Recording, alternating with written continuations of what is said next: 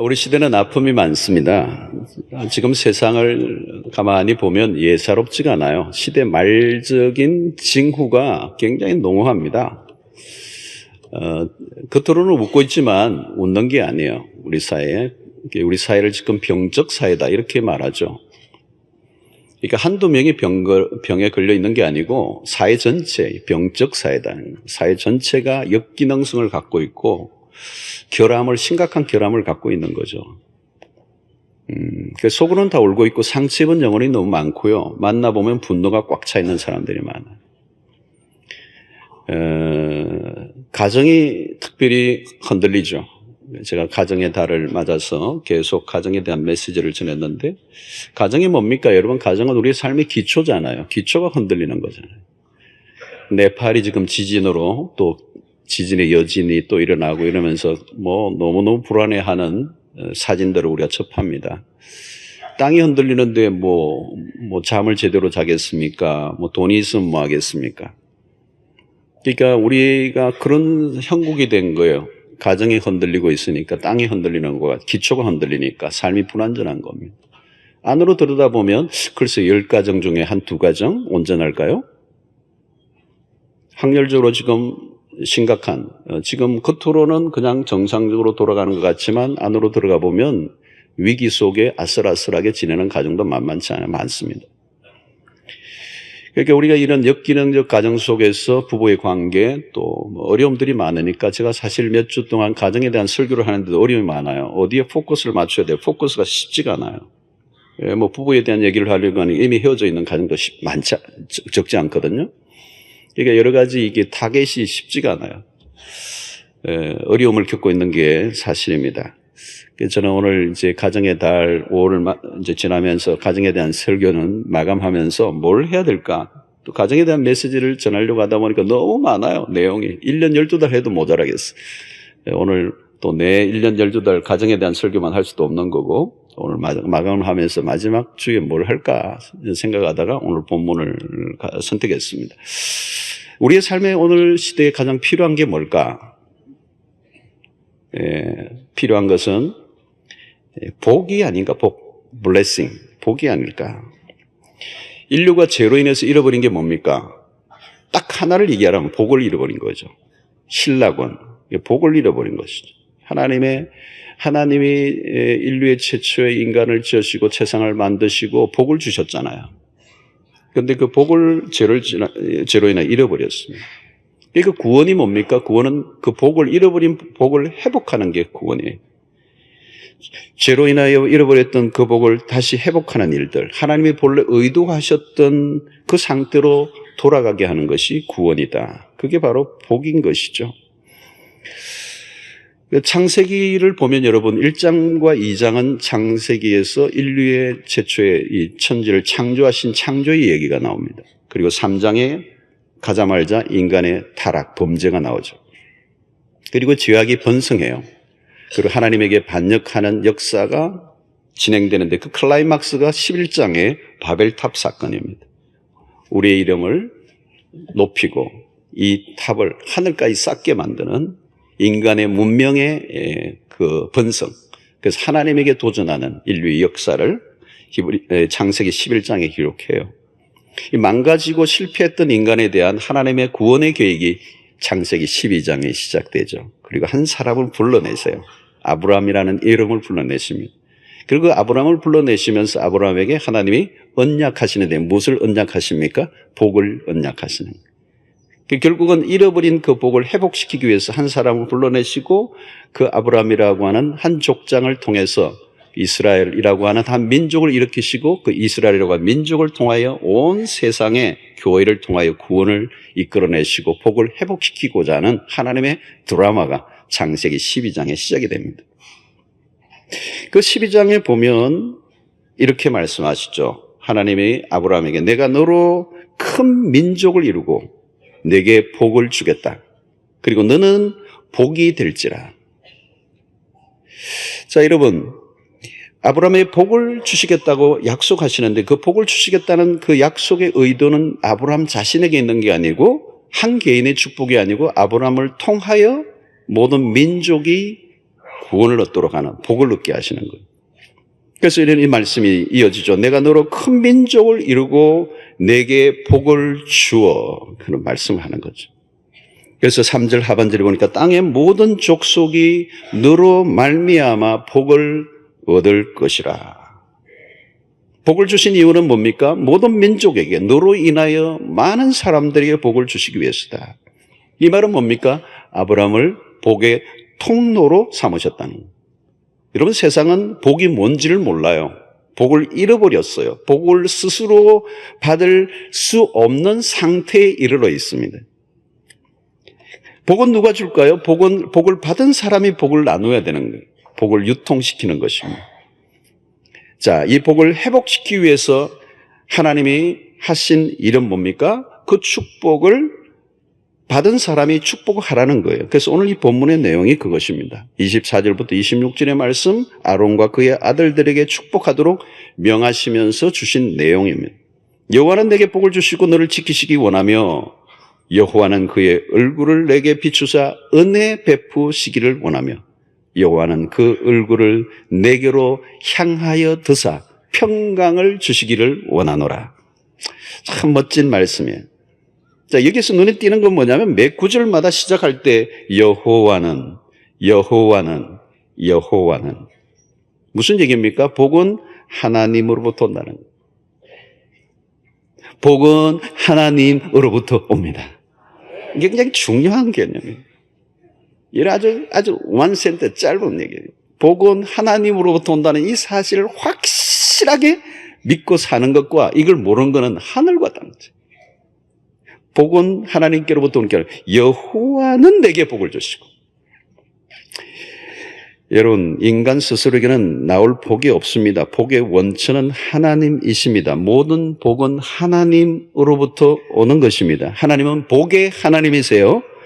하나님과 복은 뗄래야 뗄 수 없어요. 하나님은 복의 유일한 수여자예요. 하나님의 주신 복만 완전한 것이고 그것은 하나님은 우리에게 그 복을 주시기를 원하신다. 그런데 하나님은 이 하나님의 축복을 전달할 자를 세우기를 원하시는 거예요. 그래서 오늘 23절에 보니까 아론과 그의 아들들에게 그랬어요. 아론과 그의 아들들에게, 이 제사장들에게 하나님의 당신의 복을 당신의 종들을 통하여 전달하시기를 원하시는 거예요. 하나님이 직접 복을 주실 수 있지만 하나님의 그 복을 하나님의 종들에게 복을 주시고 그 종들을 통하여 복을 전달하기를 원하신다. 구약의 제사장들이 그런 역할을 했어요. 축복권을 가졌습니다. 하나님은 제사장들을 통하여 축복의 전달자로 삼으신 거예요. 제사장이 자신이 직접 복을 주시는 것이 아니라 여호와의 이름으로 복을 구하죠. 제사장은 여호와의 이름으로 축복하는 권한을 받았습니다. 이 제사장들은 창세기 12장에 아브라함에게 언약하신 그 내용을 성취하기 위해 부름을 받은 백성들인 것이죠. 그런데 그 아브라함에게 주셨던 복이 오늘 우리에게까지 흘러왔어요. 그래서 구원받은 우리는 영적으로 아브라함의 후손들이고 영적인 상속권을 부여받은 사람들입니다. 이제 우리는 예수 그리스도를 믿음으로 복을 받아 아브라함의 후손이 되었고 아브라함의 언약하셨던 그 언약의 그 복이 우리에게도 이미 임하였습니다. 그리고 이 복을 이제 세상이 빼앗아갈 수 없어요. 이 복은 하나님이 주신 구원의 복은, 신령한 복은, 이 영원한 복은 하나님이 주신 것이기 때문에 세상이 빼앗아갈 수 없는 거죠. 여러분, 예수 안에서 얻은 복이 얼마나 크고 놀라운 것입니까? 구원의 복이 얼마나 놀라운 것입니까? 그 구원 안에서 흘러넘치는 복들이 얼마나 크기에 바울 사도는 이 세상에 어떤 것을 다 잃어버린다 할지라도 예수 그리스도를 얻은 이것이 나는 더 충분한 것이라고 얘기하는 것이죠. 여러분, 그러므로 이제 우리가 할 일이 있는데 그것은 땅의 모든 족속이 너로 말미암아 복을 받을 것인다라고 하는 이 말씀이 이루어지도록 하는 거예요. 우리의 사명은 우리의 주변을 축복하는 일입니다. 저주 아래 사는 자들에게 축복을 선포해야 되는 것이죠. 하나님은 모든 사람들이 하나님의 축복 아래 있기를 원하십니다. 여러분, 기복주의는 잘못된 것이죠. 복을 자기만 받고 누리겠다고 그러니까 이게 아주 무당기 있는 복이죠. 자기만 복을 받고 그게 너무 강하다 보니까 다른 사람에게까지 피해를 줄 정도로 자기의 축복만 집착하는 게 기복주의. 그러나 진정한 하늘의 복을 받아 이 복을 나누겠다고 그런다면 복은 좋은 것이죠. 그래서 우리는 모두가 복의 통로가 되어야 되는데 복의 통로는 누굽니까? 복을 이미 받은 사람이어야 복을 나눌 수가 있는 것입니다. 그래서 오늘 우리가 복을 받은 이유는 나누어 주도록 하기 위해서. 너로 말미암아 모든 민족이 복을 받아야 될 것이다라고 하는 아브라함의 약속이 우리에게도 오늘 또 시행되고 있는 것입니다. 여러분, 오늘 우리는 누가 축복을 할 수 있습니까? 그리스도인들이에요. 그리스도인들은 축복을 받은 자들이고 동시에 누군가를 축복하는 사람들이에요. 우리가 축복하지 않으면 축복을 받을 사람이 없어요. 그러므로 오늘 우리의 입술을 통하여 축복을 해야 됩니다. 축복은 입으로, 때로는 안수로 하나님의 은혜를 전달하는 행위를 말하는 것입니다. 입으로 축복을 비는 것은 매우 중요해요. 축복할 때 단순히 말이 아니라 그 말을 통하여 그 사람의 삶에 하나님의 생명력이 흘러가는 것입니다. 여러분, 이삭이 아들 야곱에게 속아서 축복을 해버렸죠. 눈이 어두운 데다가 그 야곱이 가져다 준 별미에 아주 그냥 마음이 녹아버려가지고 이게 에서인지 야곱인지도 모르고 장자의 축복을 야곱에게 다 해버렸어요. 조금 있다가 진짜 에스가 흘레벌떡 뛰어와가지고 별미를 가져왔습니다. 축복을 해달라고. 근데 야곱이 뭐라고 말합니까? 내가 더 이상 축복해 줄 게 없다는 거예요. 야곱에게 이미 다 해버렸어. 장자의 축복을 다 해버렸어. 그래서 이 에스에게는 다른 축복을 해준 거예요. 장자에게 할 축복은 이미 야곱에게 다 해버리고 말았다는 거예요. 여러분, 축복하는 일은 아주 대수롭지 않게 이기면 안 돼요. 축복은 위력이 있는 것입니다. 축복함으로 하나님의 생명력이 전달되는 거예요. 축복할 때 그 말의 권세가 있습니다. 말의 권세는 대단한 것입니다. 말한 그대로 이루어지는 것입니다. 무엇보다도 예수의 이름으로 빌 때 그 말은 강력한 역사를 일으켜요. 할렐루야. 이 믿으셔야 돼요. 우리가 축복한 말 그대로 이루어진다는 것을 믿으셔야 돼요. 여러분, 오늘 우리가 그 축복을 누구에게 해야 합니까? 가까이 있는 사람들에게 축복해야 되죠. 우리 곁에 가까이 있는 사람들에게 복을 받아야 되잖아요. 내가 복을 받았다면 내 주변의 사람들이 복을 받아야 되잖아요. 복이 전염성이 강하다고요. 복을 받은 사람 근처에 사는 사람들이 함께 복을 받는 건 너무 당연하죠. 복이 흘러가니까. 오늘 옆에 여러분들 복 있는 사람 옆에 앉으면 복 받는 줄로 믿습니다. 벼락 맞을 사람 옆에 앉으면 벼락 같이 맞는 거예요. 우리가 복을 받았다는 것을 어떻게 알 수가 있습니까? 나를 보고 아는 게 아니라 내 주변의 사람들을 통하여 확인됩니다. 내 주변의 사람들이 복을 받았다면 그 복이 그냥 떨어진 게 아니라 나에게 복을 주셔서 나를 통하여 흘러간 것입니다. 여러분, 수영노교회가 복 받았다면 이 주변이 복을 받아야 돼요. 세상은 복을 알 길이 없어요. 복은 하나님으로부터 오고 복은 하나님의 백성들에게 주어지는 거예요.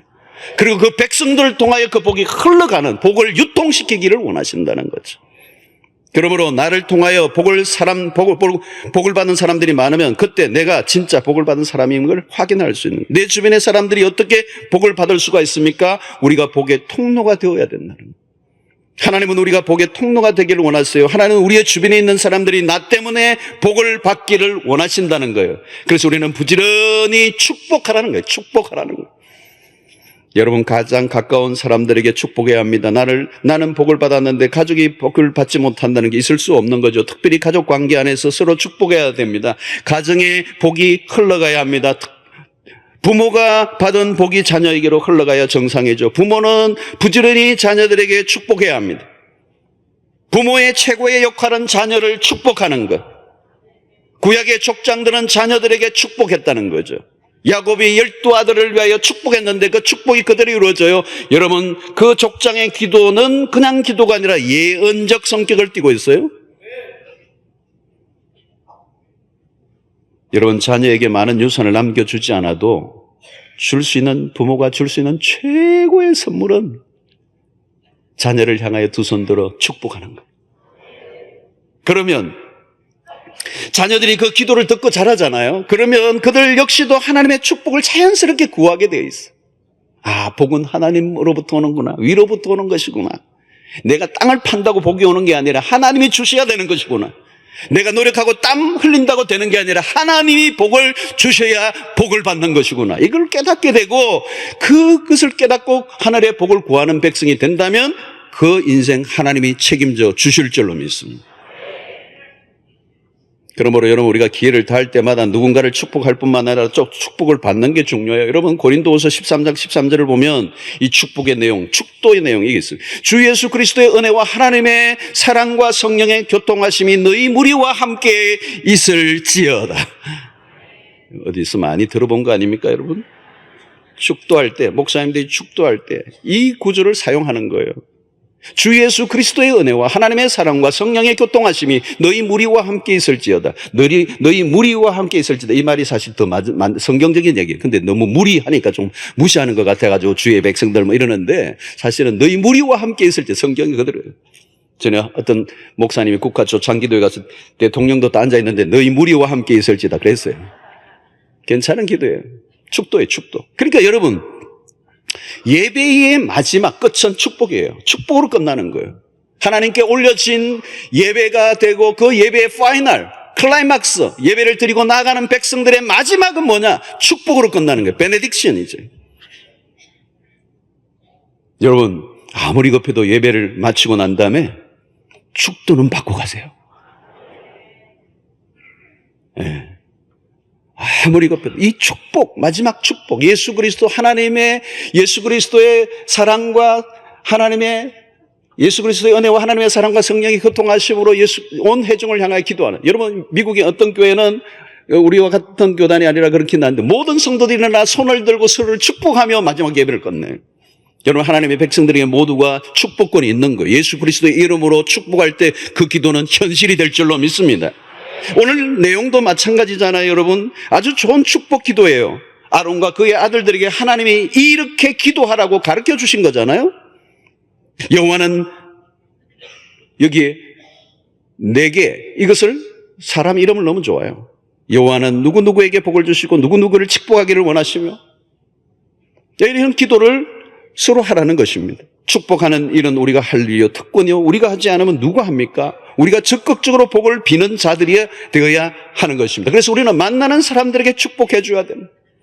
심지어 누구에게까지? 로마서 12장 14절을 보면 너희를 박해하는 자를 축복하라, 축복하고 저주하지 말라. 여러분, 하나님의 백성들의 입에서는 절대 저주가 나와서는 안 돼요.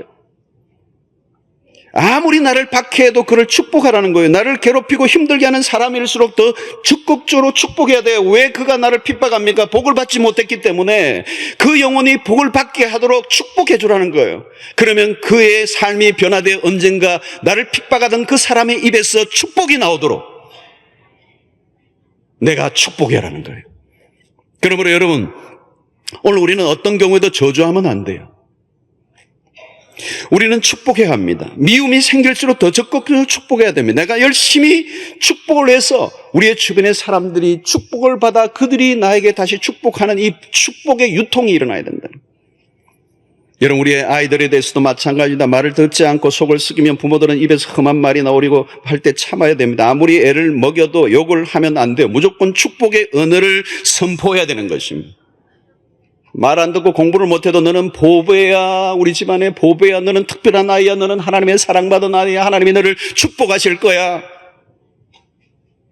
세상에서 가장 아름답고 복되고 좋은 말만 골라서 사용하여서 자녀들에게 주어야 될 줄로 믿습니다. 여러분, 세상에 가장 아름다운 언어를 누구에게 사용합니까? 우리의 자녀들에게 사용해야 돼요. 세상에서 여러분, 우리의 자녀들이 힘들고 지쳐 있을 때 그 부모의 그 축복의 언어가 그 아이들을 살려내는 거예요. 어떤 경우에도 저주가 입 밖으로 나와서는 안 돼요. 요즘 아이들이 욕을 너무 많이 하고 욕이 들어가자면 말을 하지 않는데 그 욕을 다 어디서 들었을까요? 여러분, 욕은 주로 악담이 많죠. 내가 이 강단에서 쓰지는 않겠어요. 뭐 이런 거. 뭐 이런 게 뭐 이게 있어요. 막 그런 게 많잖아요, 여러분. 제가 고상한 사람이기 때문에 험한 말을 못해요. 부정적인 말이나 욕을 입 밖에 내서는 안 돼요. 말의 힘은 대단한 겁니다. 말의 권세가 있잖아요. 여러분, 한 입에서 축복과 저주가 동시에 나가면 안 되잖아요. 야고보서 3장 9절로 10절에 뭐라고 말씀합니까? 이것으로 우리가 주 아버지를 찬송하고 또 이것으로 하나님의 형상대로 지음을 받은 사람을 저주하나니 한 입에서 찬송과 저주가 나오는도다. 내 형제들아, 이것이 마땅하지 아니하니라. 한 입에서 저주와 축복이 나오는 거 마땅하지 않다는 거예요. 어떻게 그럴 수가 있느냐는 거. 한 입에서 한 말만 해라는 거예요. 갈라디아서 6장 7절에 뭐라고 말합니까? 스스로 속이지 말라. 하나님은 의심여김을 받지 아니하시나니 사람이 무엇으로 심든지 그대로 거두리라. 여러분, 어떤 말을 심을 것이냐는 거죠. 어떤 말을 심을 거냐. 내가 말한 그대로 거두어드리라는 거죠. 말에 씨가 된다. 말이 열매가 된다는 거죠. 여러분, 영국의 어느 공원에 나무를 12그루를 심고 거기에다가 예수님의 제자들의 이름을 하나씩 제자나무로 했어. 베드로 나무, 요한 나무, 야고 나무 쭉 했어. 나중에 가롯 유다 나무도 하나 심었어. 패를 다 해놨어. 근데 똑같이 심고 똑같이 거름 주고 물 줬는데 세월이 흐르는데 어느 날 보니까 가롯 유다 나무가 시들시들 죽어. 또 새로 심었는데 또 죽어. 그 공원의 그 관리자들이 이게 왜 죽냐, 가롯 유다 나무. 이름만 해놓은 것 같은데 왜 이렇게 나무가 죽냐. 알고 보니까 지나가는 사람들마다 침을 탓대 받으면서 저주를 한 거예요. 이 가룟유다. 나무가 스트레스 받아 죽은 거예요. 여러분, 저주는 두려운 거예요. 저주를 내보내면 저주의 기운이 갑니다. 일본의 유명한 물 전문 학자 여러분들 글 많이 보셨을 거예요. 뭐 인터넷도 많이 떠돌아다니고 그분의 글도 있는데 이 똑같은 그라스의 물을 바라보면서 욕을 하고 저주를 보내니까 이 물 안에 입자가 깨어져 버려요. 그런데 그 물에다가 사랑한다, 좋은 말을 하니까 육각수, 입자가 아주 예쁘게 되는 거예요. 여러분, 뭐 좋은 물 사가지고 욕해봐야 그 좋은 물 아니에요.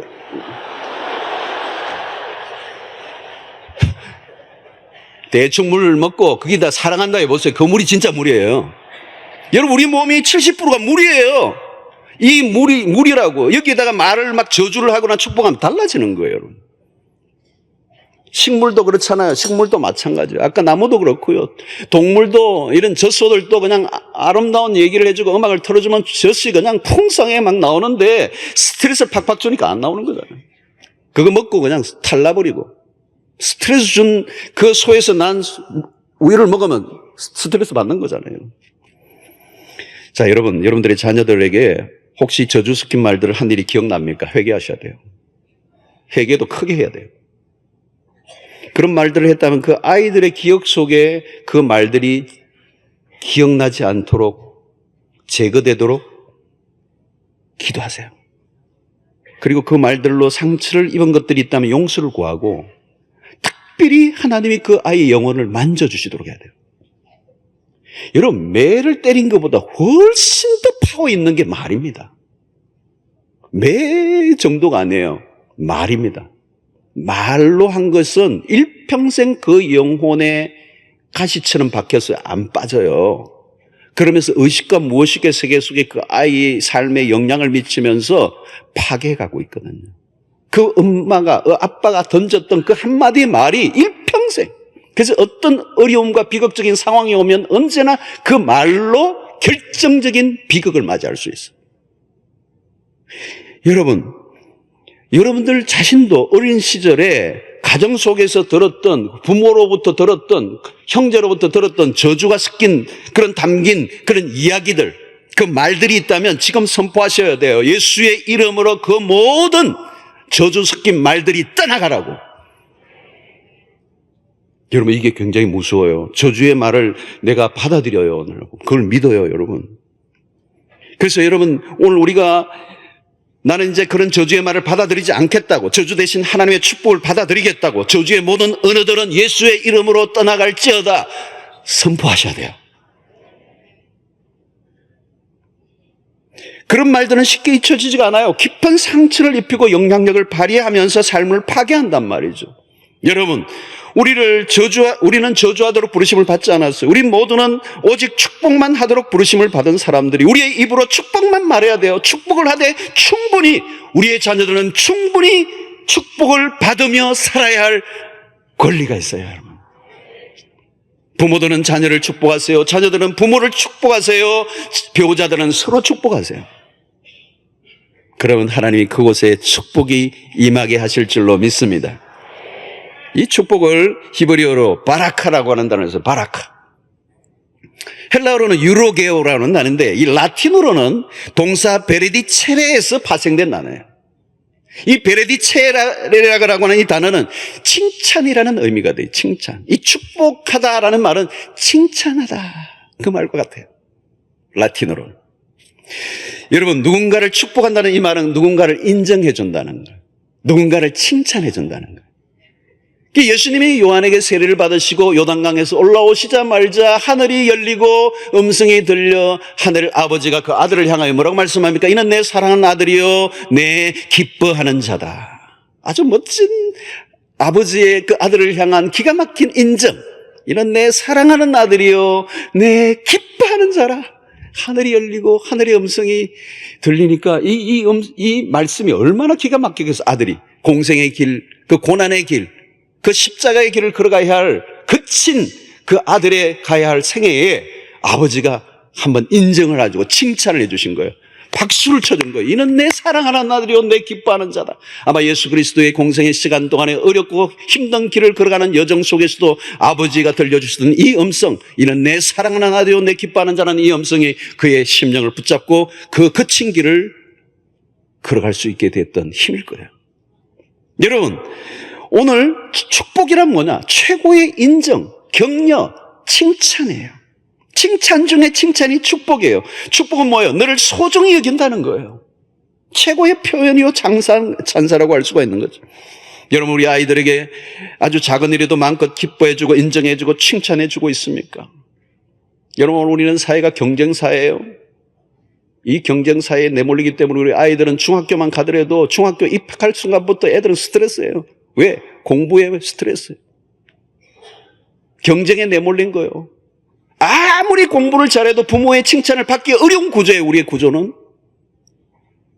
2%가 들지 않으면 서울의 인류대학을 들어갈 수 없는 사회, 98%가 불행할 수밖에 없는 사회예요. 우리는 2% 안에 들어가도 마찬가지요. 그 안에 치열한 경쟁이 더 치열하게 있기 때문에 그 안에 얼마나 많은 사람이 불행을 살아가고 있습니다. 그러니까 이런 경쟁과 비교의 문화 속에서는 누구도 행복할 수 없는 이런 환경, 그래서 아이들을 몰아가는 거, 아이들이 불쌍하고 힘들어 보이는데도 공부를 몰아가야 될 수밖에 없는 이런 구조 안에서는 칭찬이 불가능한 거. 그래서 죽도록 공부해가지고 성적을 냈는데 요거 조금 더 하지.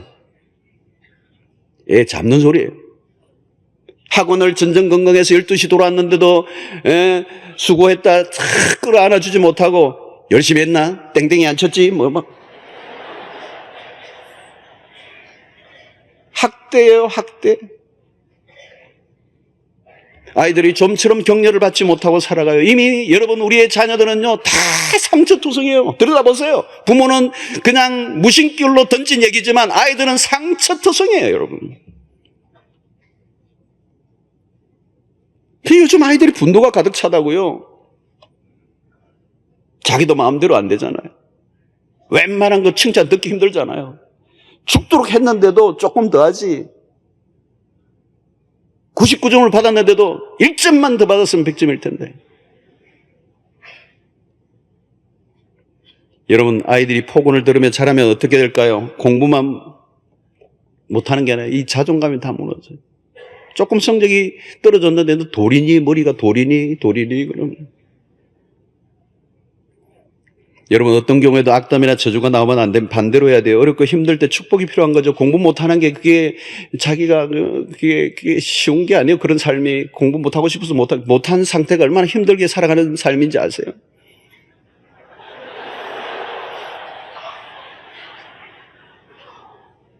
격려가 필요해요. 칭찬이 필요해요. 인정이 필요해요. 너 그래도 잘하는 거 많잖아.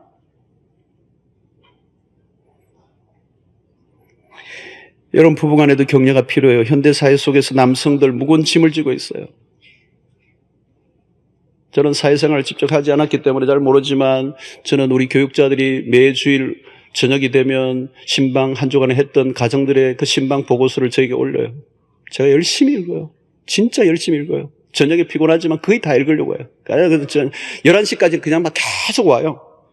계속 읽어요. 근데 너무 힘든, 오늘 현대사회에 살아가는 삶이 남성들 얼마나 힘든지 피눈물 나는 삶을 살아간단 말이에요. 그래도 만족할 만큼 벌지를 못해요. 아내가 만족할 만큼 돈을 버는 남자는 없어요.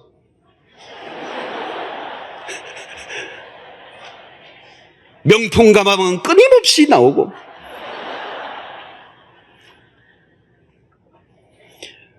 명품 가방 못 사주면 무능한 남편이 되는가요? 여러분 너무 몰아세우지 말아야 돼요. 힘들게 돈을 벌어온 것에 감사해야 돼요. 옛날에는 참 월급 봉투가 있어가지고 뚜껑하게 10,000원짜리도 1,000원짜리 다 바꿔가지고 두껍게 있는 데 놓으면 정말 막 뿌듯하고 가족들이 감사하고 있는데 요즘은 온라인으로 다 들어가 버리고 언제 격려해야 돼요, 여러분. 칭찬해야 돼요. 남편들은 아내의 칭찬과 인정에 목말라 있어요. 천하의 모든 사람이 다 인정해줘도 집에 가서 아내가 인정해주지 않으면 남자들이 힘이 없어요. 남편을 축복해야 되는 거예요. 축복은 인정이에요. 칭찬이라는 거예요. 아내들도 마찬가지예요. 얼마 안 되는 돈으로 쪼개서 아이들 학비 모든 거 한다니까 얼마나 힘들어요. 가정을 꾸린다는 게 얼마나 힘들어요, 여러분. 아내의 수고와 헌신과 모든 것들을 인정해주고 존중해줘야 되는 거예요. 나이가 들어가면 아내의 몸매가 망가져도 칭찬해주세요. 아내가 미장원 갔다 온 날 정확하게 알아보셔야 돼요. 어느 날 미장원에 갔다 와서 머리가 잘 된 날 특별히 남편이 못 알아줄 때 있어요. 자기는 너무 잘 되고 오늘 잘 됐어. 너무 멋져. 너무 변화 있는데 남편이 저는 몰라줄 때 진노에 크고 두려운 날이 임하는 거죠. 여러분, 아내가 옷을 입고 아무리 정직한 평가를 해달라고 해도 절대로 사실 그대로 말하지 말아야 돼요.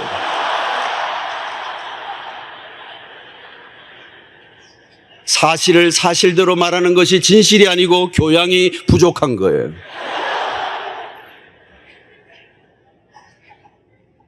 언제나 아름답다고 멋있다고 말해주세요. 저는 제 아내에게 그렇게 합니다. Anytime, 언제든지 멋있어, 훌륭해, 아름다워. 최고의 찬사를. 돈 안 들어요.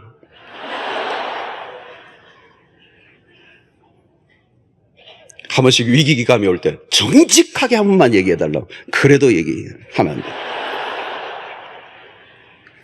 여러분, 격려와 칭찬과 인정은 자신감을 심어주고 용기를 줍니다. 힘들고 어려운 순간에도 더욱 축복이 필요하죠. 인정과 격려의 파워는 강력한 것입니다.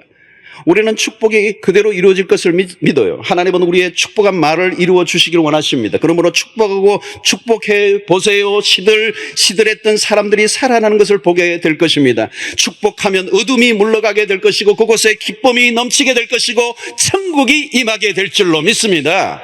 우리의 축복을 하나님이 사용하세요. 여러분, 아내와 남편에게 괜히 안티에이징 크림 사주지 않아도 축복하면 얼굴이 펴지게 돼 있어요. 안 믿으시는 것 같은데. 축복해보세요. 얼굴이 펴져요. 바라크. 이 히브리어의 바라크. 이 축복은 충만한 생명이 솟아나게 하고 각자의 자신의 삶의 직무를 능히 감당하도록 하는 힘을 제공한다. 그런 의미가 있어요. 히브리어에. 생명의 힘이 솟구치고 자신이 해야 할 역할을 넉넉히 감당하게 만드는 힘을 제공해 준다라고는 의미가 이 축복에 있단 말이에요. 바라크, 축복하면 힘이 솟아오를 줄로 믿습니다. 하나님의 충만한 생명이 우리 안에 임하게 될 줄로 믿습니다. 여러분, 디모데전서 2장 8절에 보면 그러므로 각처에서 남자들이 분노와 다툼이 없이 거룩한 손을 들어 기도하기를 원하노라. 가정의 남성들에게 주어진 아주 중요한 직무가 뭡니까? 돈을 벌어오는 일도 중요하지만 가족을 위해서 기도해야 할 제사장적 임무를 놓치지 말아야 한다는 것을 성경은 우리에게 가르쳐줘요. 그래서 한 가정의 가장이 손을 들고 가족들을 위하여 기도하는 거예요. 분노와 다툼을 내려놓고 거룩한 손을 들고 기도하면 그 가정이 그 가장의 축복으로 인하여 보호를 받게 되는 것입니다. 사랑하는 성도 여러분, 서로 축복해 보세요. 놀라운 일이 일어날 것입니다. 우리 안에, 관계 안에 묶여있는 것들이 풀리는 역사가 일어나요. 딴 거 할 필요가 없어요. 축복하면 관계에 얼어붙어 있던 엉어리진 것들이 풀리는 역사를 경험하게 된다. 여러분, 오늘날 세상의 모든 사람들은 축복받기를 원하세요. 축복을 싫어하는 사람은 아무도 없어요. 그런데 오늘 우리는 축복하는 것을 너무 인색하게 하는 거예요. 너무 인색해. 그건 직무유기예요. 하나님은 우리를 통해서 하나님의 축복이 온 세상에 흘러가기를 원하세요. 그래서 시간만 있으면 축복해야 되는 거예요. 저도 우리 성도들 만나면 가끔 복도에서 만나면 저에게 기도해달라는 분이 계세요. 정말 저는 모든 성도들 다 만나면 누구든지 축복 기도해드리겠습니다. 근데 너무 많아가지고 하다가 죽을 것 같아요. 너무 많아가지고. 철야 때도요, 어떤 분은 막 와가지고 앉아있는데 너무 힘들게 앉아있으면요, 막 뛰어가가지고 그냥 끌어안고 기도해주고 싶어요. 근데 그런 분들이 많아가지고 죽을 것 같아요. 내가 할 수 없어. 근데 우리 교육자들이나 우리 성도들이, 우리가 사랑방 목자들이 그 역할을 해야 되는 거예요. 여러분, 축복은 또 다른 축복을 낳게 되어 있어요. 축복은 축복으로 돌아오게 되겠어요. 그 축복의 유통이죠. 축복은 아무리 많이 해도 괜찮아요. 부족함이 없어요. 계속 하세요. 여러분들이 보는 사람, 만나는 사람들 모든 영역에 축복을 하세요. 여러분, 축복하는 사람은 축복하는 마음 자체가 이미 복을 받는 사람인 줄로 믿습니다. 축복하는 사람은 복이 돼요. 저주를 비는 사람은 이미 저주받은 사람인 것이죠. 누구나 자기에게 있는 것을 내보내기 때문에. 여러분, 축복하는 사람이 되시기를 바랍니다. 축복이 자연스럽게 되기를 바랍니다. 우리 영어권에는 God bless you 하는, 날마다 그들은 God bless you. 그러면 안 믿는 사람도요, thank you, thank you. 재치기를 하다가 God bless you. 그들이 입에 붙어 있는 거죠. 하나님이 축복하시기를 원한다. 여러분, 축복을 싫어하는 사람은 아무도 없어요. 우리도 축복하는 문화를 만들어 갔으면 좋겠어요. 어디에서든지 축복 기도를 해주는 거예요. 실천해 보세요. 가정에서, 우리의 자녀들에게.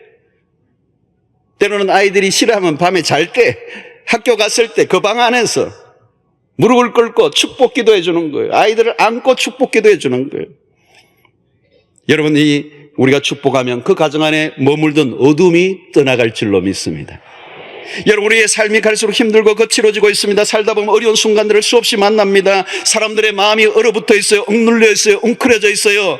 엉그리져 있습니다. 우리가 할 일은 그 모든 사람들 심령 속에 축복을 해주는 거예요. 적극적으로 축복하는 겁니다. 오늘 우리의 가정이 사는 것은 우리 서로를 위하여 축복해 주는 것입니다. 그때 우리의 모든 관계가 살아나게 될 줄로 믿습니다. 여러분들의 자녀를 아낌없이 축복하세요. 배우자를 위하여 축복하세요. 사랑방 안에서 축복 기도해 주세요. 여러분들의 직장 안에서도 축복하는 사람이 되시기를 바랍니다. 여러분들의 월급을 찌꼬리만한 주더라도 그 오너를 위해서 축복해 주시기를 바랍니다. 이 회사 망하게 될, 그러면 여러분 그 회사 망하면 어디 가는 거예요, 여러분? 축복해 주셔야 돼요. 여러분, 이 동업하는 업종이 옆에 있는 사람들에게 축복하죠. 그 가게에 축복해줘. 저 집에 안 오고 내 집에 다 오게 해달라. 그렇게 하면 안 돼요. 저 집을 축복해달라고. 여러분, 내 주변에 있는 동종업종이 잘 되면 나도 복 받는 거예요. 흘러 넘쳐서 오면 되잖아요. 다 죽으면 같이 죽는 거예요. 오늘 우리 직장 속에서도 여러분들의 동료와 오너와 보스들을 위해서도 축복하세요. 축복하는 사람, 나 때문에 잘 되는 역사가 일어나야 되는 것입니다. 아, 저 친구 때문에 우리 직장이 잘 되는구나, 우리 회사가 잘 되는구나. 여러분, 우리가 다양한 방법으로 다양하게 축복해야 됩니다. 말로 축복하세요. 안수하며 축복하세요. 자녀들이 일하면 끌어안고 축복하세요. 때로는 멋진 카드를 사용해서 축복하세요. 저는 우리 아들들에게 생일 때는 그래요. 아주 멋진 말들을 5만 걸 다 골라가지고 축복말을 해요. 근데 그 말을 나중에는 믿더라고요. 자기가 믿으려고 그래요.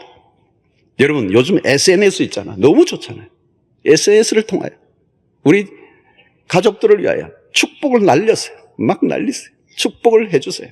그러면 하나님의 놀라운 역사가 우리의 관계 안에 일어나게 될 줄로 믿습니다. 여호와는 내게 복을 주시고 너를 지키시기를 원하며 여호와는 그의 얼굴을 내게 비추사 은혜 베푸시기를 원하며 여호와는 그 얼굴을 내게로 돋사 평강 주시기를 원하노라. 사랑하는 성도 여러분, 오늘 우리 모두에게는 하나님의 축복이 필요합니다.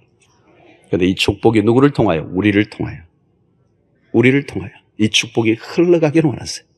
우리는 복의 유통자들이에요. 통로가 돼야 돼요. 근데 통로를 내가 축복을 하자면 이 통로를 내가 막아버리고 있는 거야. 막아버리고. 이 축복이 흘러가게 해야 되는데 이걸 내가 막고 있는 거야. 여러분 이제 입을 여세요. 손을 펴세요. 손을 드세요. 그리고 여러분들이 가까이 있는 사람들에게 먼저 복을 빌어주세요. 그때 복이 임할 줄로 믿습니다. 가정에 회복이 일어날 것입니다. 관계의 변화가 일 것입니다. 어둠이 떠나갈 것입니다. 그곳에 천국이 임할 것입니다. 망가진 것을 하나님이 회복시켜 주실 줄로 믿습니다. 여러분 축복하는 사람 되시기를 주의 이름으로 축원합니다. 바라보는 것마다 축복하시기를 바랍니다. 어제도 어디 가는데 잠시 가는데 보니까 택시 기사가 앞에 조금 좁은 도로에 막고 있으니까 뒤에 따라오는 승용차가 막 팡팡팡팡 하더라. 그러니까 이 놀래가지고 약간 비켜주니까 지나가면서 막 욕을 하고 지나가더라. 그러니까 택시 기사들도 만만치 않던데요. 막 욕을 하더라고요. 주여 저들에게 축복하시옵소서. 저 입이 축복의 말로 바뀌게 하여 주시옵소서. 여러분 오늘날 이 신문을 보면 뉴스를 보면 얼마나 안타까운 일들이 많이 일어납니까? 이 악독과 저주가 쏟아지는 인터넷을 사이트를 통해 수없는 악담이 쏟아지는 이 시대 속에 오늘 우리는 행복과 축복과 사랑과 인정과 칭찬의 은혜들을 날리며 흘려보내는 그래서 이 세상을 하나님의 축복으로 가득 차게 하는 일에 우리가 쓰임받는 은혜가 있게 되기를 주의 이름으로 축원합니다.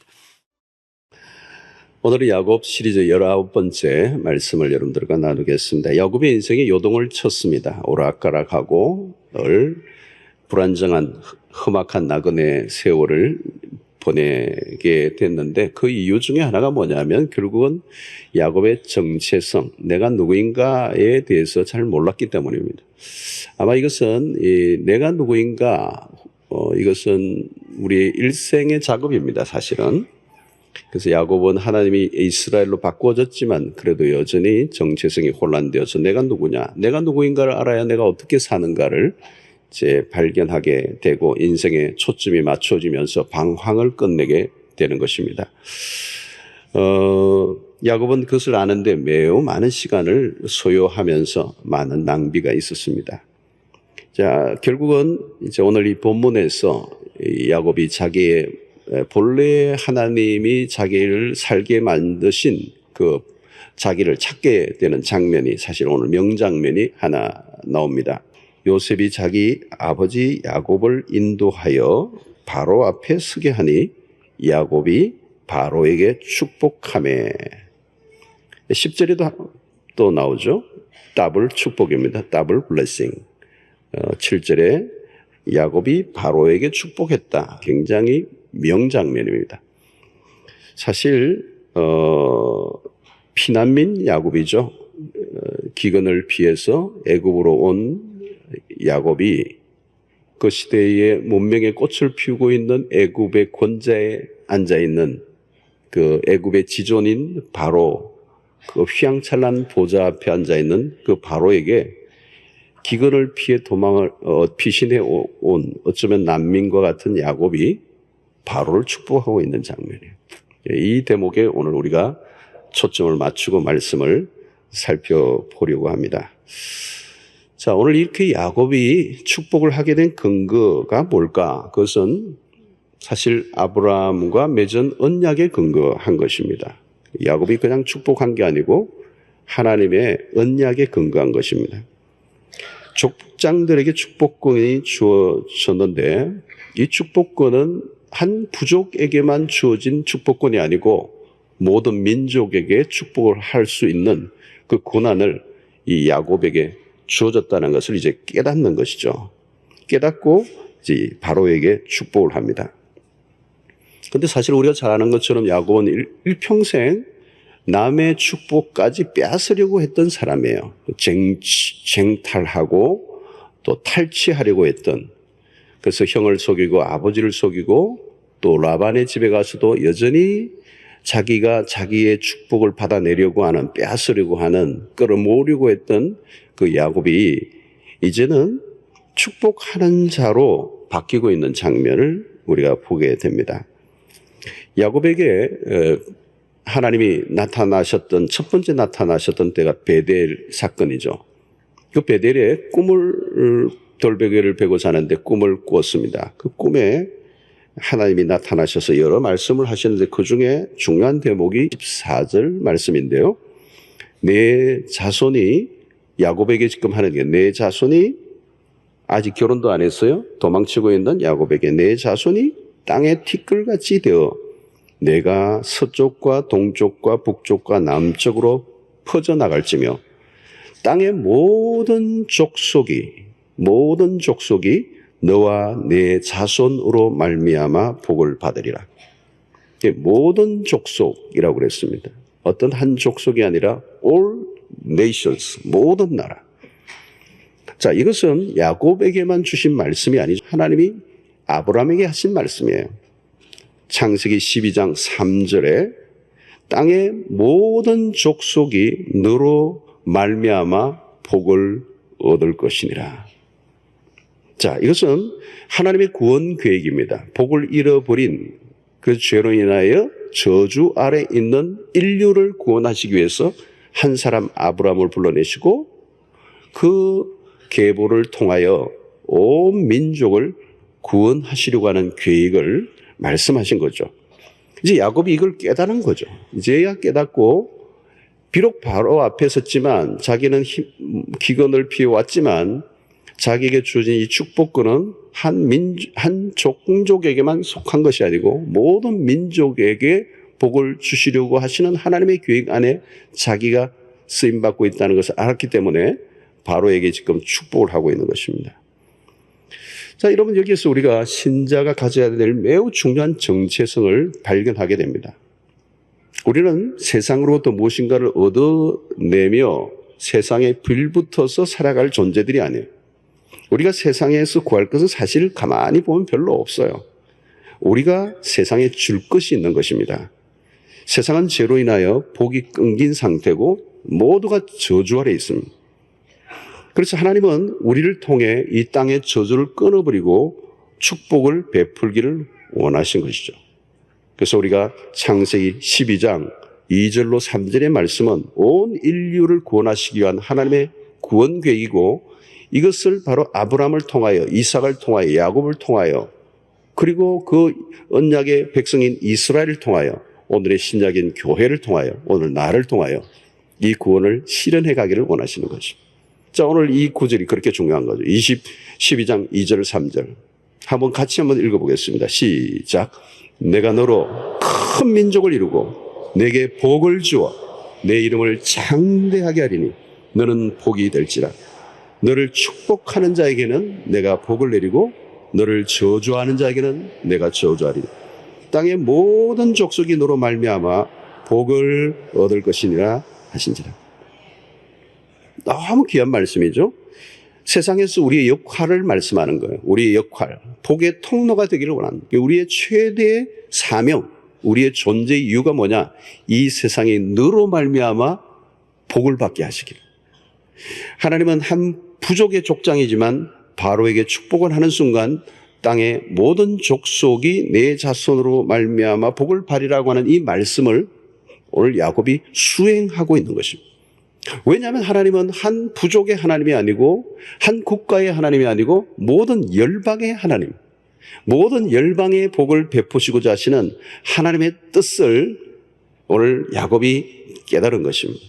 여기서 우리는 야곱의 어떤 영적인 포스, 영적 권위를 이제 보게 되는 것입니다. 사실 애굽에서 가나안에서 기근을 피해 애굽으로 피신온 신분이잖아요. 근데 어떻게 이런 피난 온 신분으로서 이제 노쇠한 한 부족의 족장인 야곱, 그리고 그들은 양치기란 말이에요. 양치기.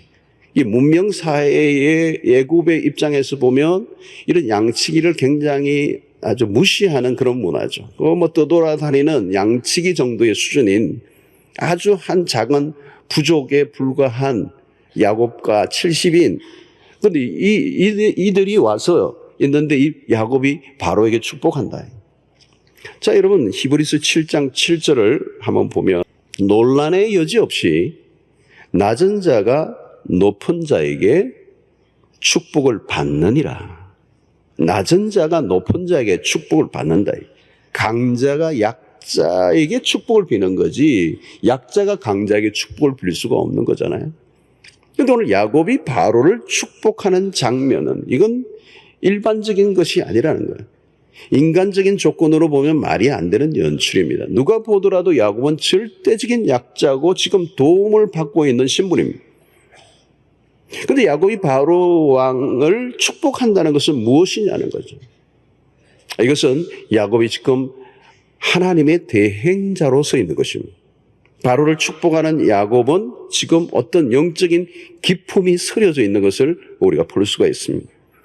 여러분, 세상에서 신자가 어떤 신분이냐, 신약에서 아주 명료하게 알려주는 구절이 베드로전서 2장 9절의 말씀이죠. 자, 여러분, 이것이 창세기 12장 2절과 3절의 말씀과 신약의 베드로전서 2장 9절이 아주 이렇게 연결되는 구절이에요. 이것도 한번 읽어볼 필요가 있습니다. 같이 한번 읽어보세요. 시작. 그러나 너희는 택하신 족속이요 왕 같은 제사장들이요 거룩한 나라요 그의 소유된 백성이니 이는 너희를 어두운 데서 불러내어 그의 기이한 빛에 들어가게 하신 이의 아름다운 덕을 선포하게 하려 하심이라. 오늘 우리의 신분이에요. 창세기 12장 2절로 3절에 너로 말미암아 모든 족속이 복을 받을 것이다. 오늘 여기는 여러분 이것은 우리가 스스로에게 붙여진 칭호가 아니고 하나님이 우리에게 붙여준 칭호예요. 왕과도 같은 제사장이다. 오늘 여러분 역사 속에 바로는 그냥 사라진 인물이에요. 사실 그 당시는 대단하지만 그러나 역사 속에 끊임없이 아브라함의 후손들, 언약의 백성들이 역사 속에 일어나 이 나라와 열방과 민족을 위하여 기도함으로 역사가 하나님의 손길에 의해서 움직여 오고 있는 것이죠. 그래서 사실은 영적인 모든 헤게모니는 권력자의 손에 있는 것이 아니고 하나님의 손에 있고 그 하나님의 손은 기도하는 성도들에 의해서 돌아간단 말이죠. 그래서 우리가 기도하는 것은 왕적인 업무예요. 왕적인 업무. 하나님의 그 다스림을 우리가 기대하고 기도할 때 우리의 기도를 통해 역사의 운명, 흥망성쇠가 바뀌어 나가는 것입니다. 그러므로 지금 야곱은 하나님의 대행자로서 예수 그리스도 하나님의 이름으로 바로를 축복하고 있는 것이죠. 그럼 여러분 이런 영적인 권위는 바로 하나님으로부터 주어지는 것입니다. 이 권위는 영적 권위는 세상의 어떤 권위와도 비교할 수 없는 것입니다. 그래서 여러분 우리가 세상의 다른 권위 어떤 세상의 권세들 존중은 해야 되지만 주눅이 들 필요가 하나도 없어요. 우리에게 영적인 권위 이것은 하나님이 주신 것이고 이 권위는 세상의 권위와 비교될 수 없는 것이라는 것입니다. 여러분 직장에서나 사회생활을 할 때도 하나님의 백성만이 가지고 있는 영적 권위를 사용해야 되고 또 그것을 드러내야 하는 것입니다. 직장에서도 말단 사원이지만 영적 권위가 우리에게 주어져 있는 것입니다. 하나님께서는 나를 통하여 내 직장을 축복하기를 원하시고 나를 통하여 하실 일이 있단 말이죠. 이것은 세상이 바꿀 수 없는 하나님의 백성들에게만 주어진 영적 권위요 권세라는 것입니다. 저는 군대 생활을 하면서 그것을 경험한 적이 있는데요. 제가 군대를 나왔습니다. 군대를 제대했습니다. 그런데 논산에서 훈련을 받고 자대 배치를 받았는데 해운대였습니다. 좌동이었습니다. 백을 섰냐고요? 백을 섰습니다. 우리 하나님 백인 것 같은데 하여튼 왔는데요. 이 중대장님이 항상 한 잔 탁 하고 나면 저를 찾아와요. 저에게 우리 중대를 위해서 기도해달라. 당신은 술 드시고 근데 이 사고가 좀 안 나도록 사고가 나면 진급이 안 되니까 이 중대가 편하도록 제가 신학생인 줄 알고 중보기도 부탁을 하더라고요. 이분은 늘 또 술 취하니까 중대장이 오토바이를 타고 집으로 가야 되는데 술을 취해서는 못하니까 저보고 태워달라고. 뚱뚱하신 분인데 제가 태워서 집에 모셔다 드리고 기도 부탁도 받고 이제 이런 기억이 나요. 군대에서 상관이죠. 근데 아주 이 사병에게 기도를 부탁하는 모습을 보았어. 어떤 데는 참 재미있는 일들도 있어요. 단체 기합을 할 때는 이건 제 자랑 같아서 좀 제 자랑이 아니죠. 영적 권위를 설명하려고 하는 것입니다.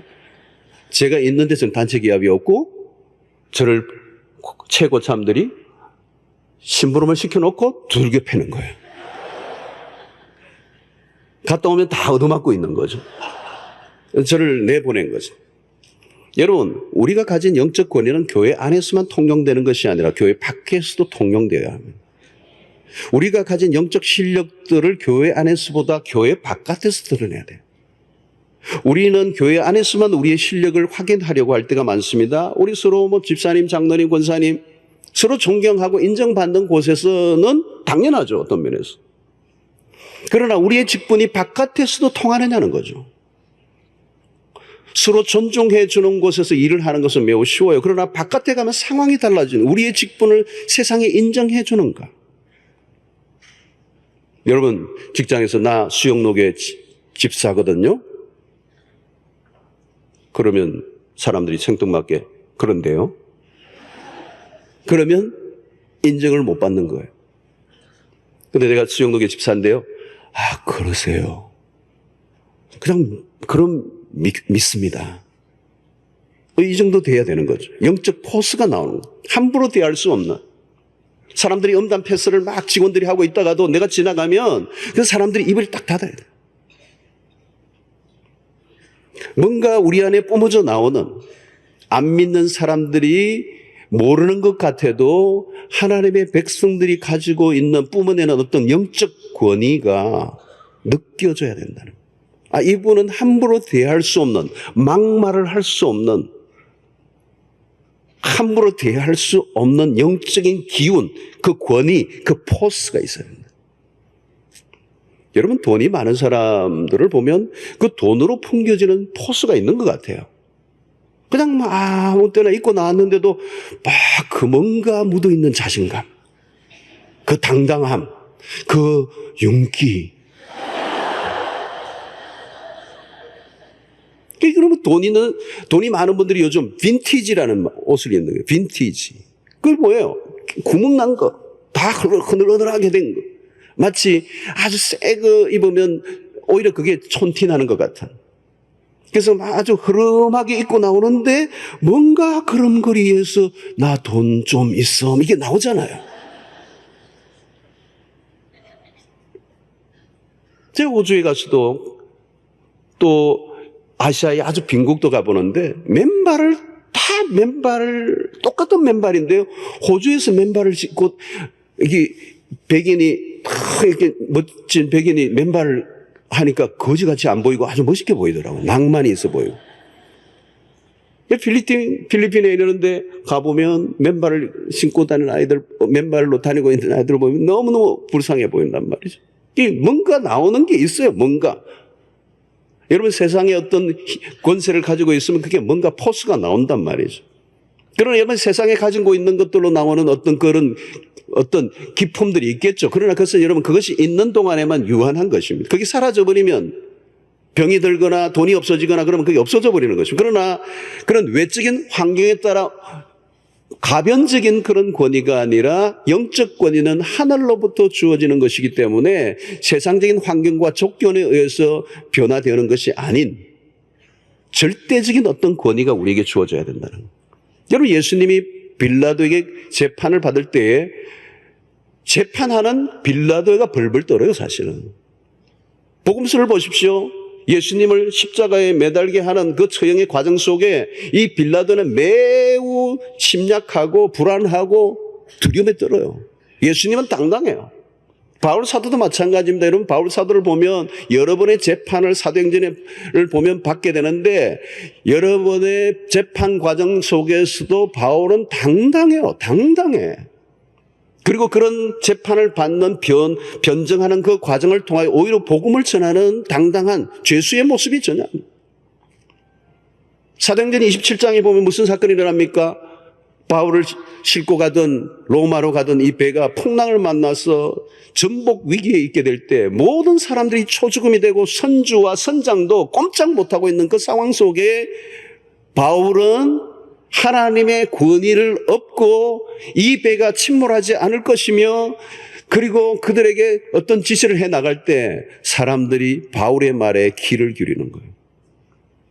결국 그 풍랑 속에서, 위기 속에서 바울은 영적인 권위를 회복하고 죄수이지만, 끌려가는 죄수이지만 선장이 되는 거예요. 유일한 선장이에요.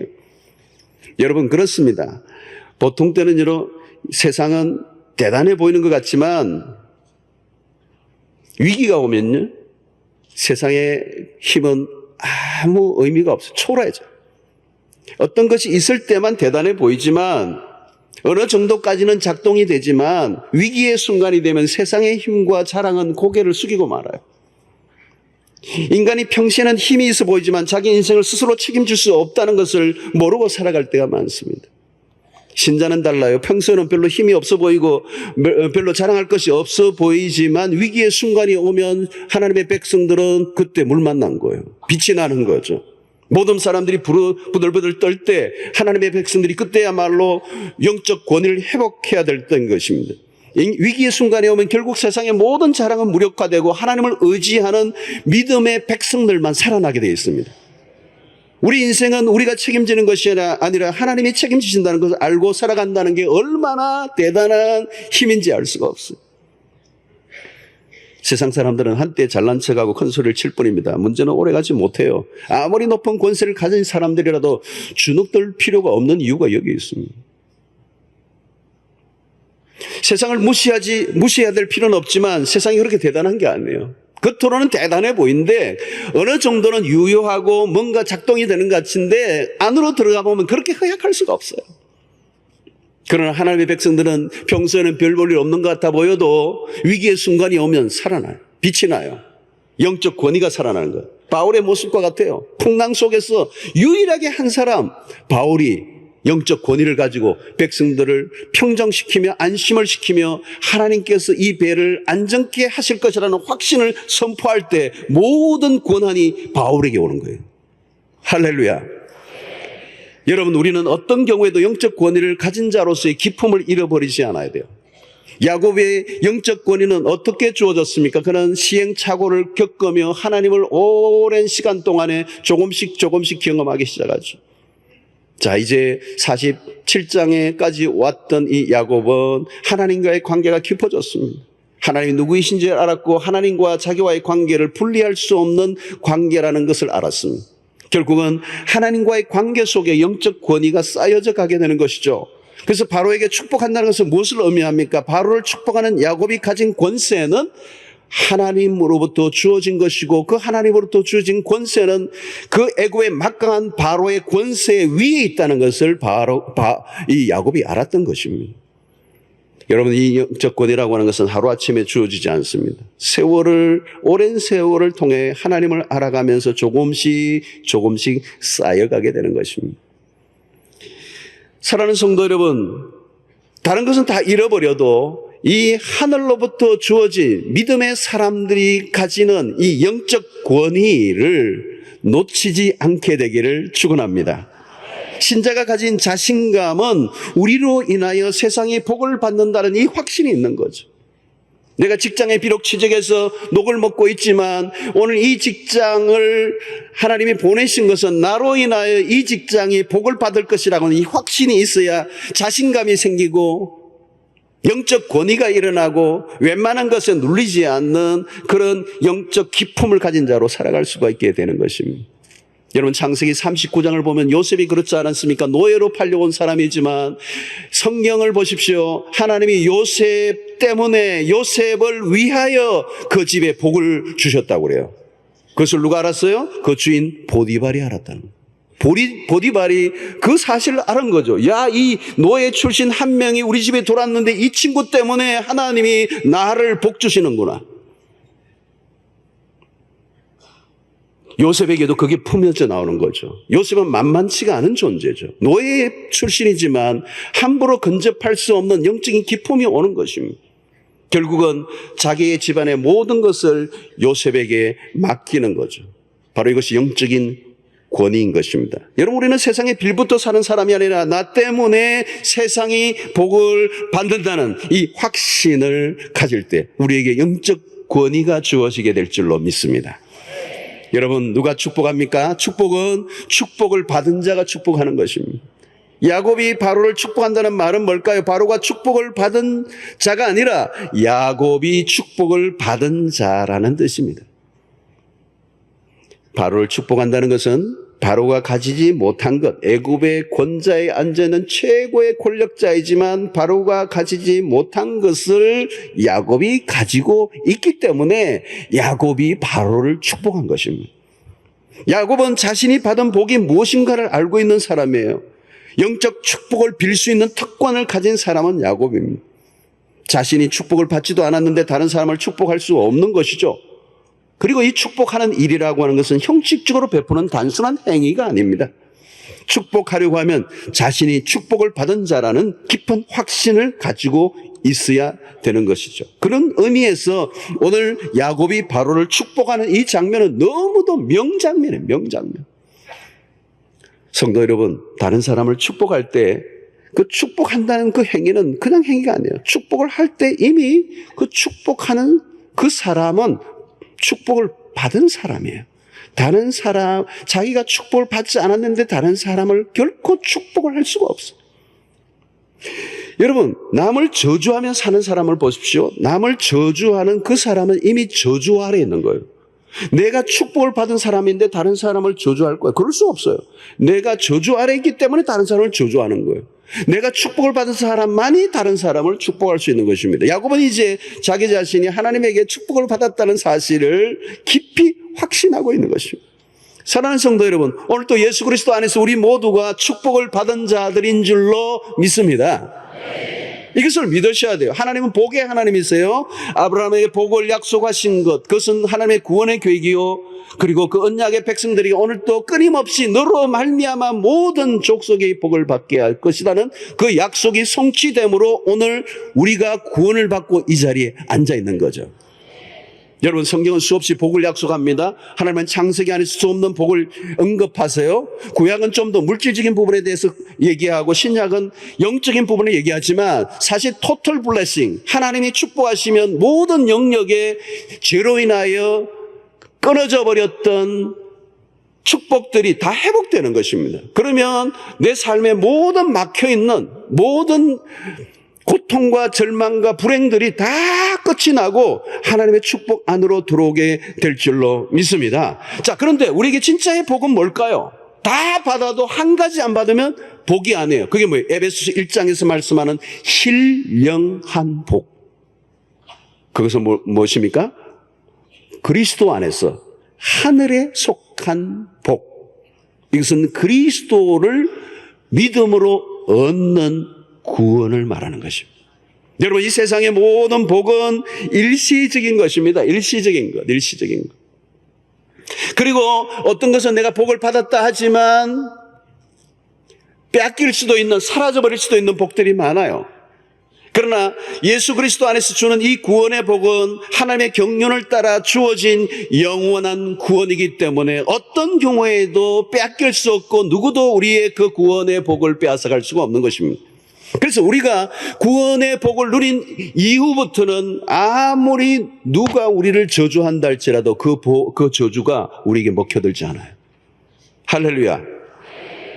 세상을 사는 동안에 다양한 복들이 있지만 일반적으로 세상에 누리는 복들 뭐 다 차이가 크고 작고 조금 더 많이 누리고 조금 덜 누리고 있는 것들이 있겠지만 그러나 구원의 복은 그렇게 비교하며 조금 덜 이게 아니라 예수 그리스도 안에서 믿음으로만 얻을 수 있는 복이에요. 아무나 누릴 수 있는 복이 아니에요. 그러므로 구원의 복은 복 중의 복입니다. 이 복을 받으면 더 받을 복이 사실상 없어요.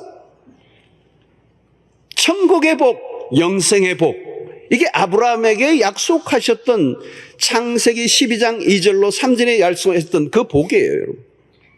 여러분, 좋은 집에 사는 것은 복일 수도 있어요. 그러나 아닐 수도 있어요.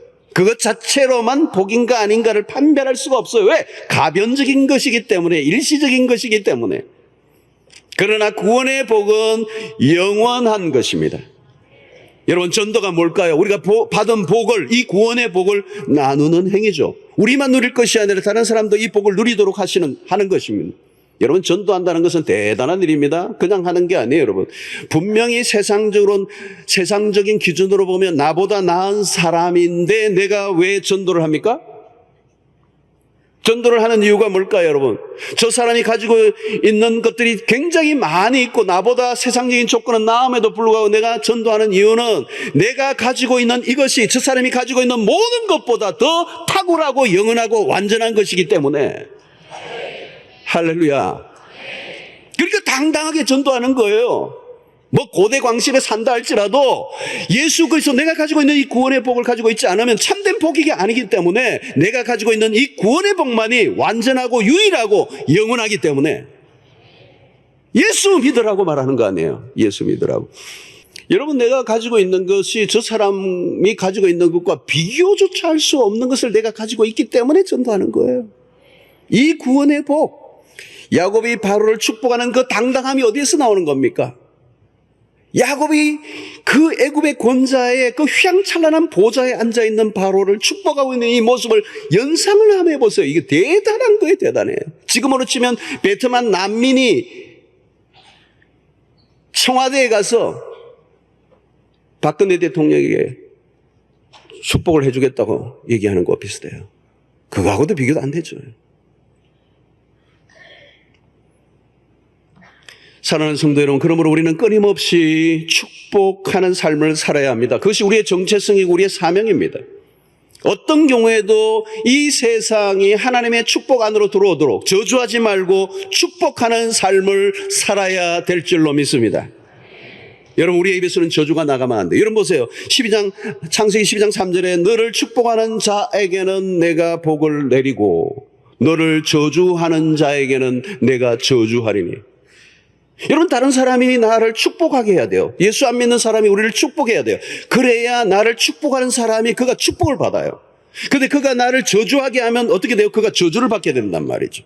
그래서 우리는 다른 사람이 나로 축복하도록 만드는 삶을 살아야 할 뿐만 아니라 내 주변의 사람들을 축복함으로 내 주변의 모든 사람이 나로 말미암아 구원을 얻고 복을 받는 역사가 일어나야 진정한 우리의 사명을 다하는 것입니다. 야곱의 후반부 인생. 오늘 이 47장 이후부터 말이죠. 이제 마지막 이 창세기를 결론 내는 단계까지 야곱의 인생 후반부는 전부 다 축복이에요. 이제 그 아들들에게도 축복하고 그의 모든 나머지의 인생의 말년은 야곱은 축복하는 걸로 끝내요. 여러분, 야곱의 인생의 출발 초반전에 그의 인생을 뒤엉키게 했던 게 뭐예요? 축복을 빼앗으려고 했던 자예요. 그러나 이제 그의 인생의 말년에, 황혼에 하나님의 은혜를 깨닫고 내가 얼마나 하나님의 복된 자인가를 깨닫고 그리고 나로부터 이 축복이 모든 민족에게 흘러가야 한다는 하나님의 계시적 음성을 듣고 그 말씀에 이제 순종하는 야곱의 인생이 원숙해진 거죠. 결국은 야곱이 자기의 자리로 돌아온 것입니다. 그는 자신이야말로 이미 복을 받은 자라는 사실을 실감하고 있는 것입니다. 그러므로 이제 그는 일국의 거대한 제국의 왕 앞에 태양의 신, 그 파라오, 그에게 축복을 하고 있는 야곱의 모습은 하나님의 백성이 이 땅에 어떻게 살아야 할 것인가를 기가 막히게 선명한 그림으로 보여주는 대목입니다. 성도 여러분, 오늘 또 우리에게 주어진 사명 정체성은 세상의 축복을 빼앗아 정치하는 자가 아니라 이 땅에 우리가 부르신 곳곳마다, 가게 하신 곳마다, 있는 곳마다 나로 인하여 복을 받도록 축복을 빌어주는 여러분들 되시기를 축원합니다. 여러분들의 집에 아이들이 아무리 속을 썩여도 올라오지만 축복을 하시길 바랍니다. 그러면 안 돼요. 절대로 단연코 여러분들의 가족들에게 어떤 저주도 어떤 막말도 하죠. 축복을 빌어주시기를 축원합니다. 여러분들의 마음에 드는 사람만 축복하면 안 돼요. 마음에 안 드는 사람이라도 축복해야 되는 것입니다. 아파트 윗집에서 쿵쿵거린다 하고 화내고 그냥 한판 하지 말고 축복을 보내주시길 바랍니다.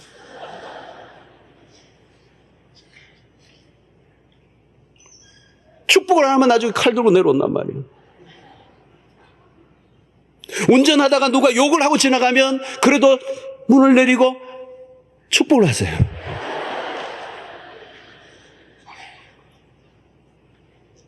제일 재밌는 것 중에 하나는 어느 여자분이 운전을 하고 가는데 화가를 내면서 집에서 밥이나 하지 여자가 무슨 운전하면 돌아다니는.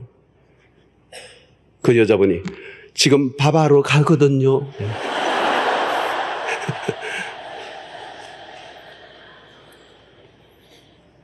여러분 직장에서 여러분을 힘들게 하는 직장 상사에 대해서 험담하지 말고 축복하시길 바랍니다. 괴롭힐수록 더 적극적으로 축복하시길 바랍니다. 나보다 더 잘 되는 사람을 보면 배가 아파서 비꼬거나 험집내지 마시고 그래도 축복을 하시길 바랍니다. 저는 우리 교회 주변의 교회가 우리 교회 이상으로 잘 되기를 원합니다. 다 그냥 힘들고 어려워지는 것을 즐겨하는 게 아니라 우리 교회보다 더 좋은 교회들이 나오면 얼마나 좋아요, 여러분. 목회할 때도 마찬가지예요. 막 그냥 힘들게 하면서 그냥 교회를 떠나가는 사람이 있으면 막 그냥 욕을 하고 그냥 저주를 쏟고 심리도 못 가서 발병 날 거다 그러면은 다시 나중에 오고 싶어도 못 와요. 갈 때 힘들게 했더라도 축복하고 보내는 거예요. 혹시 떠나실 분 제가 축복을 해드리겠습니다. 마음껏 축복을 해드리겠습니다. 예. 그럼 나중에요, 차라리 옛날에 그 교회가 나았어. 이렇게 돌아오신다고. 여러분, 내 옆에 있는 경쟁 가게보다 경쟁 가게가 있는데 잘 되도록 축복하는 게 쉽지는 않아요. 막 손님이 막 줄을 가시고 우리는 안 오고. 그래서 축복하세요. 더 축복하세요. 저 집 망하게 해달라. 그리고 우리 집, 안 돼. 망하면 우리 집으로 오는 게 아니에요. 그 집이 잘 되도록 축복하십시오. 그 축복하는 마음을 하나님 축복하시고 그 집이 흘러넘쳐서 우리 집으로도 올 거라고. 여러분들, 이건 쉬운 일은 아니에요. 그러나 주님이 우리에게 주신 말씀이에요. 우리는 원수까지도 사랑하고 나를 핍박하는 자까지도 위하여 기도하라고 말씀하셨어요. 우리는 미워할 고난이 없어요. 우리는 저주할 고난이 없어요. 축복할 고난만 하나님이 우리에게 주신 줄로 믿습니다. 저는 오늘 이 나라 민족이 여러분 인터넷 같은 데 보면 우리나라 인터넷 발달한 인터넷을 보면 아주 좋은 일 밑에도 댓글을 악플을 다는 사람이 있어요. 그 영혼이 이미 저주 아래 있는 거죠. 그것밖에는 없기 때문에 자기 안에 있는 게 나오잖아요. 자기 안에 있는 게 나온 거예요. 그러니까 여러분 오늘 우리는 어떤 경우에도 요즘 청소년들도 이 말을 하면 욕이에요. 욕이 아니면 말이 안 나와. 그 어린 초등학생이 그 엄마가 비 올 때 학원에 가기 싫을 때 학원 보낸 날 엄마를 이렇게 저렇게 보셨죠. 아주 끔찍한 시를 지은 거예요. 동시를. 여러분 그 마음 안에 병이 영혼에 어린아이들이 요즘 병이 들어있어요. 여러분 이 시대 속에 그것을 보면서 우리에게 뭐가 있어요? 책임감을 느끼는 거예요. 책임감. 그게 책임감이에요. 오늘 시대 악플을 달고 욕을 하고 분노가 가득 차 있고 저주를 쏟아내는 이 세상의 한가운데서 여러분 우리가 어떤 책임감을 느끼지 않는다는 문제가 있어요. 그래서 우리는 인터넷 속에서도 더 좋은 말, 사랑의 언어, 축복의 언어, 격려의 언어, 인정의 언어, 칭찬의 언어. 여러분 씨앗을 심는 심정으로 부지런히 축복하면 그 축복이 우리에게 돌아오게 될 줄로 믿습니다. 여러분 주변에 원수들이 많습니까? 여러분들을 괴롭히는 사람들이 많습니까? 그것 때문에 저주하면 안 돼요. 그렇기 때문에 저주가 아니라 축복을 해야 되는 거예요. 그가 회복되고 그가 변화되어져서 축복을 받아야 오늘 우리가 진정한 축복을 누리게 되는 것이죠. 힘들수록 더 축복을 하는 것입니다. 여러분들 가족 관계에서도 꼬여 있으면 정말 힘들고 어렵게 하고 나를 핍박하고 나를 힘들게 하면 그걸 축복한다는 게 어려워요. 정말 어려워. 저주하고 싶어. 근데 저주를 받으면 어떻게 돼요? 그 저주받은 인간이 내 근처에 있으면 내가 얼마나 고통스러워요, 여러분. 그러니까 힘들고 하고 어렵게 할수록 그를 더 강력하게 그를 위하여 축복해야 될 줄로 믿습니다. 하나님의 축복이 그대로 이루어져서 저 삶이 저 인간이 바뀌게 하여 주셔서 내 주변의 사람으로 인하여 내가 행복하게 하여 주시옵소서. 여러분, 축복은 매우 중요한 일입니다. 축복은 힘이 있어요. 축복은 강력한 것입니다. 여러분, 하나님의 백성들의 언어, 이 말은요, 권세가 있어요. 죽고 사는 권세가 있습니다.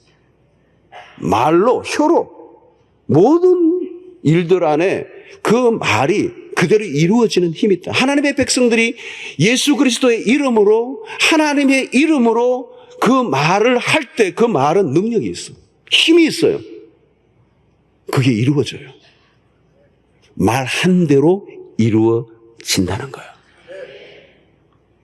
성도 여러분, 오늘 이 주변의 사람들은 모두가 축복을 원해요. 모두가 축복을 원해요. 그런데 축복이 뭔지를 몰라요. 모두가 저주를 쏟아내고 욕을 쏟아내고 비난을 쏟아내고 그냥 음담 패스를 하고, 그때 여러분 하나님의 백성들이 가는 곳곳마다 축복을 해주는 거예요. 여러분 병원에 신방이나 방문을 해서도 내 가족만을 위해서 기도하고 돌아서지 마시고 반대편에 있는 예수를 안 믿지만 그를 위해서도 내가 여기 왔는데 한번 당신을 위해서 기도해드리고 싶은데 해도 되나요? 당신을 축복하고 싶습니다. 여러분 거절하는 사람 거의 없을걸요. 거절하는 사람 거의 없어. 내가 축복해 주겠다 그러면요, 당신을 위해 기도해 주겠다 그러면요, 싫어하는 사람 없어요. 아주 악한 인간이 아니면 싫어하는 사람이 없어요. 여러분 오늘 우리의 삶을 하나님이 부르신 이유는 너로 인하여, 여러분 오늘 나로 인하여 모든 민족이 복을 받게 하시겠다는 하나님의 계획과 하나님의 섭리, 바로는 이 야곱이 그걸 깨달았어. 지금 애굽의 곤자에 앉아있지만 하나님의 이름으로 진심을 담아 바로를 축복하고 있는 이 야곱의 모습은 오늘 세상 속에 살아가는 우리의 아이덴티티가 되는 것입니다. 우리의 존재예요, 존재. 여러분 직장 속에서 내가 월급을 받고 먹고 사는 것 같아도 아니에요. 하나님이 나 때문에 그 직장을 복 주시고, 사장이 오너가 이 친구 때문에, 이 친구가 들어온 이후부터 뭐가 잘 되네 소리를 들으셔야 돼요. 그리고 그것이 하나님이고, 그 때문에 그 사장이 예수 믿는 역사가 일어나야 되는 거예요. 쫓아냈더니 막 깔아앉아. 다시 불러와. 여러분 취직했으면 취직한 그 직장 안에 굉장히 중요한 임무가 있어요. 창세기 12장 2절로 3절에 너로 인하여, 요셉 때문에, 요셉을 위하여. 여러분 창세기 39장의 말씀에 의하면 그거 얘기 아니에요. 요셉 위하여, 요셉 때문이기도 하지만 요셉을 위하여 보디발의 집에 복을 주사 그랬어요. 요셉을 먹어 살리려고 보디발의 집에 복을 주셨다는 거예요. 여러분 내가 있는 그곳에 나를 살리시려고 나 때문에 그 주변을 복 주신다는 이 사실을 가질 때 우리는 영적 권위를 가지게 되고, 이 세상에 빌부터 사는 자가 아니라 영적 당당함과 기품을 가지고 믿음 안에서 어떤 세상의 어떤 힘 앞에서 굴하지 않고 쪼그라들지 않고 당당하게 믿음으로 살아갈 수 있는 자존심이 있게 되는 것입니다.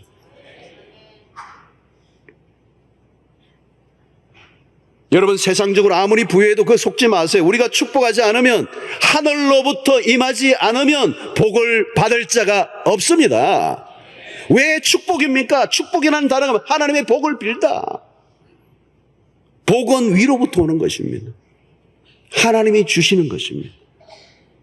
하나님의 그 주시는 그 복을 하나님의 백성들을 통하여 나누기를 원하죠. 그래서 오늘 우리는 복의 근원이라고 그랬잖아요. 너는 복의 근원이 될지라. 너는 복이 될지라. 복의 통로가 될지라. 복의 유통자가 될지라. 오늘 이 세상이 복을 원하고 있습니다. 참된 복이 뭔지 몰라. 오늘 우리를 통하여 이 세상이 복을 받기를 원하시는 하나님의 마음을 알고 오늘 이제 창세기 12장 2절에 3절의 말씀이 실현되는 이 놀라운 모습을 야곱을 통하여 바로를 축복하는 이 모습을 통하여 우리에게 보여주고 있습니다. 오늘 세상 속에 살아가는 오늘 우리 모두가 삶의 현장 속에 복의 근원으로, 복의 통로로, 복의 유통을 하는 자들로 살아가는 여러분들 되시기를 주의 이름으로 축원합니다.